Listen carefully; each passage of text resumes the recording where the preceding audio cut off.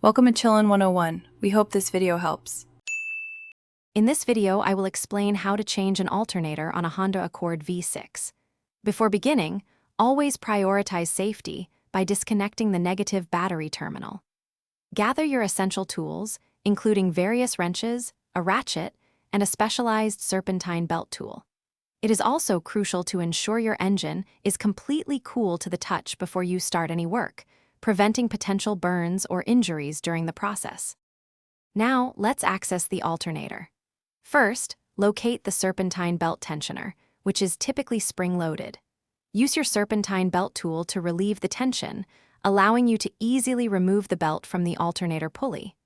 Once the belt is off, carefully disconnect all electrical connections. This usually involves one main power wire and a smaller connector, ensuring you remember their positions for reinstallation. With the belt and electrical connections out of the way, it's time to remove the old alternator. You'll typically find 2 or 3 mounting bolts holding it in place. Use your ratchet and appropriate socket to loosen and remove these bolts completely. Once unbolted, carefully maneuver the old alternator out of its tight spot. Sometimes, a little wiggling or prying might be necessary to free it from its mounting brackets.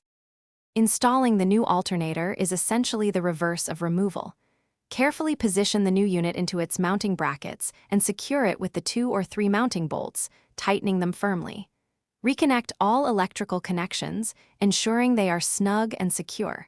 Then, reinstall the serpentine belt, making sure it's correctly routed and has proper tension. Finally, reconnect the negative battery terminal and start your engine to confirm the new alternator is charging correctly. Thanks for watching. Consider subscribing if we helped you.